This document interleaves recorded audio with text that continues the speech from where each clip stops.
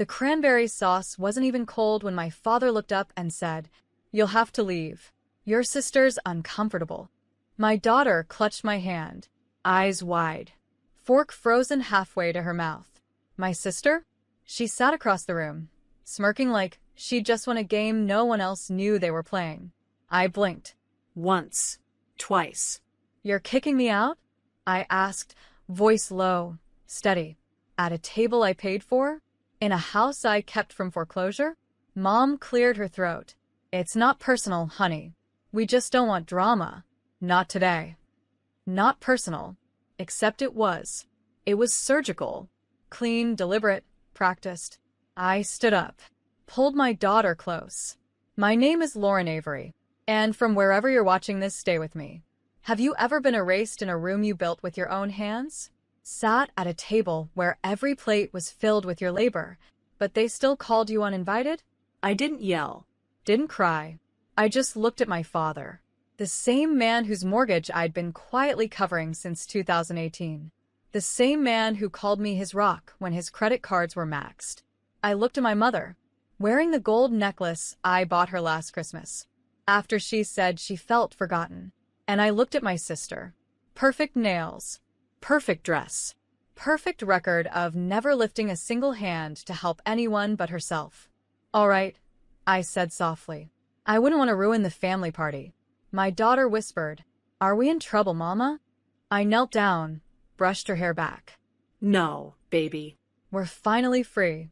As I walked out that door, I wasn't leaving empty-handed. I carried receipts. I carried proof. I carried 5 years of bills, rent, and quiet sacrifices, and a plan. Because they forgot something. They forgot who's been holding their world together like invisible glue. And when invisible glue peels away, everything shatters. That night, I didn't cry. I didn't scream. I sat at my kitchen table, poured my daughter a glass of warm milk, and pulled out my laptop. Every bill I'd paid over the last 5 years? Documented. Every account with my name attached? Logged in. Electric. Gas. Phone plans. The car lease my dad swore he'd take over soon. The Amazon Prime account my mom used to send gifts with my money. I didn't delete anything. I didn't rage. I just revoked. Click. Electricity. Cancelled. Click. Internet. Account closed. Click. The auto payment for their property taxes? Gone. Click. Insurance. Suspended. Policyholder Lauren Avery. Within 30 minutes, the house they kicked me out of became a house built on nothing. And in that silence, I made one more call. To the credit union. "I'd like to remove myself as the guarantor for the vehicle leased under Raymond Avery." "Are you sure?" "I've never been more sure." The rep paused, then said, "Effective immediately, ma'am." When I finally closed my laptop, I looked over at my daughter. She was coloring. Carefree. Safe. I kissed the top of her head and whispered, "They don't get to teach you how family works. I will." By morning, the calls began. Dad. "Lauren, the power's out. Did you forget to pay it?" I replied with silence. Mom. "Sweetheart, I can't access my iCloud. I think the family plan is having issues." I texted back one word, unsubscribed. Then my sister called. I didn't answer, but her voicemail? I saved it. "You're being dramatic. You think anyone cares that you paid a few bills? Grow up, Lauren. This is why no one wants you around." I smiled. Because they were wrong. They did want me around. Just quiet, paying, and invisible. But invisible doesn't mean weak. It means they never saw the storm coming. And baby, the storm had just arrived. By day 3, the group chat was on fire. Dad texted, "We need to talk like adults." Mom added, "You've made your point. Now fix this before it gets worse." Worse? You mean like kicking your daughter and granddaughter into the cold? On a national holiday? Because your golden child decided I didn't deserve a seat? They thought I was bluffing. That I'd come crawling back, like I always did. That I'd beg to be let in. To a house I've been financially carrying since Mom's back surgery. Instead, I went to the bank, closed the joint emergency fund I'd set up for family medical needs. That $17,000 they assumed was theirs to drain? Moved. To my daughter's savings account. I walked out of that bank and into a warm bakery, ordered 2 slices of pumpkin pie, topped with whipped cream, and took my daughter to the park. She asked, "Is this our new Thanksgiving?" I looked at her, smiling through the chill, And said, "No, baby." "This is our real one, the one they never gave us." That night, the lights went out at their house again, this time for good. My mom sent an email. "How can you be so cruel?" I replied with the last message I'd ever send her. Cruel? Is asking to be treated like family cruel? Was inviting your granddaughter and then kicking her out kind? I paid for your roof, your warmth, your silence. Now I'm using that same silence to say goodbye.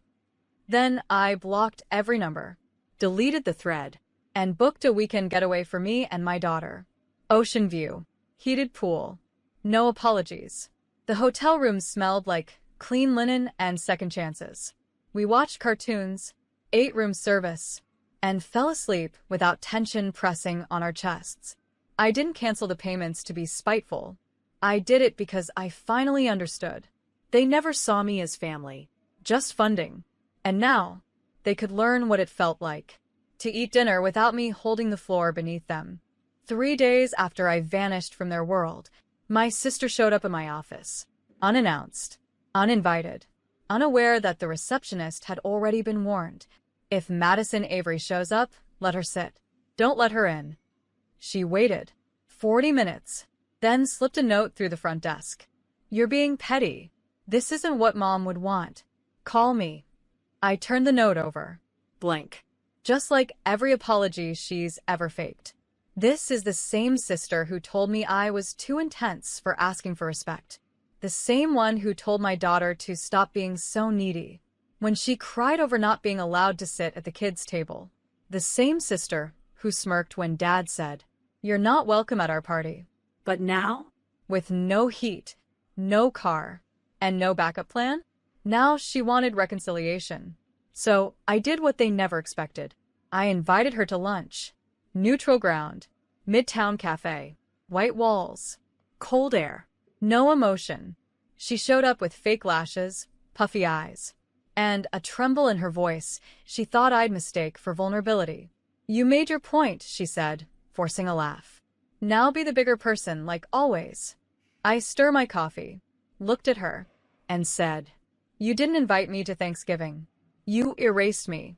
You kicked out a child because she reminded you that love isn't something you get to gatekeep."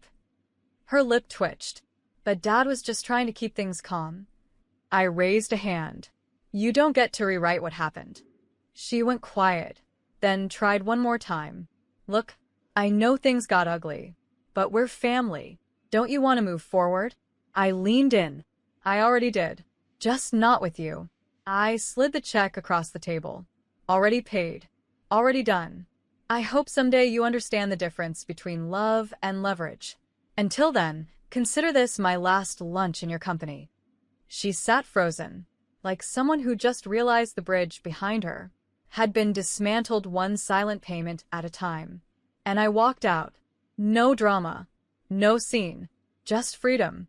That was the day I stopped being the family's backup plan and started living like someone who knew the value of every unreturned favor. They thought it would end quietly, that I'd walk away, maybe cry a little, then eventually turn the lights back on. They didn't expect an audit, because when you've been paying your parents' bills for 5 years, you have records, spreadsheets, email receipts, statements signed in your name for their luxuries. Like the $6,200 family vacation to Maui that I wasn't invited to. The $2,000 sofa gifted to my sister. The cell phone line under my name, used to block me.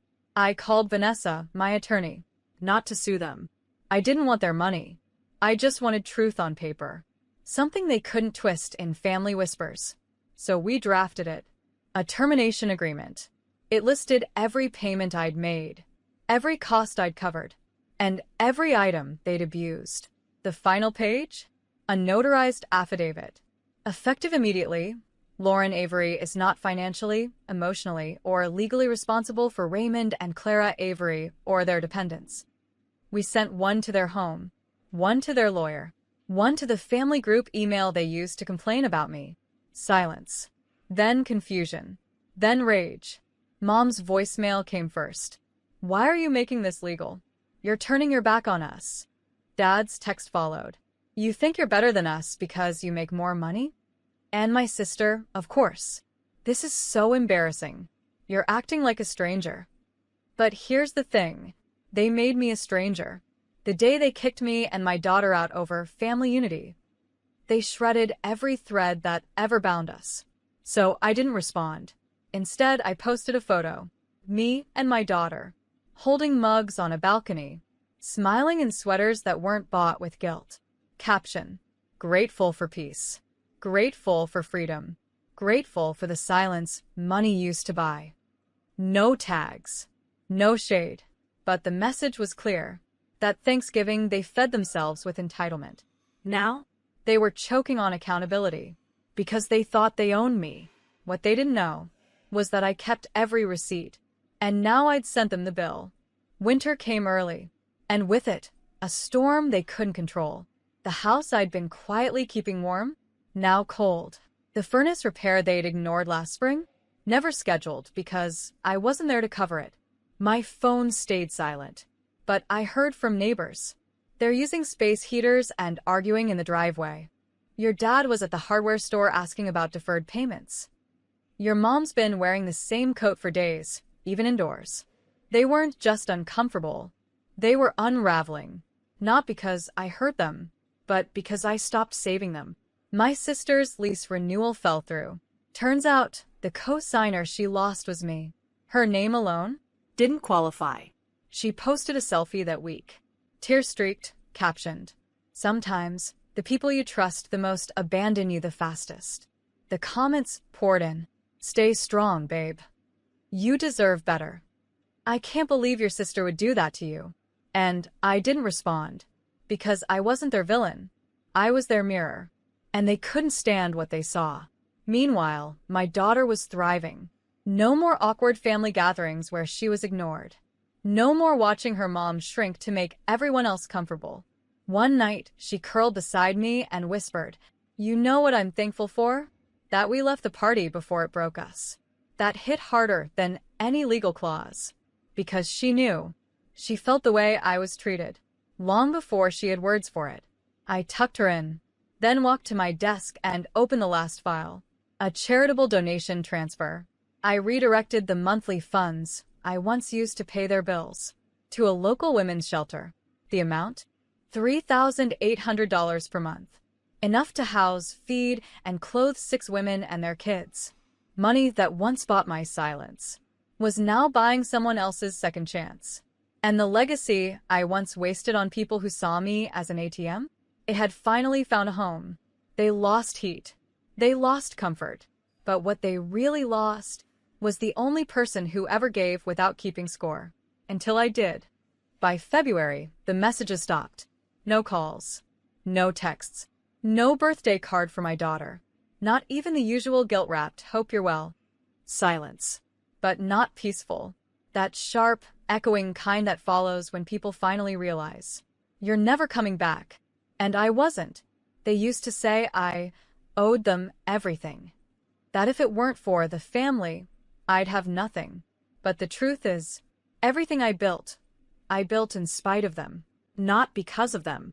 I paid my way through college, started my business with a $700 check and a cracked laptop, built credit on my own name, then used that credit to keep their lights on.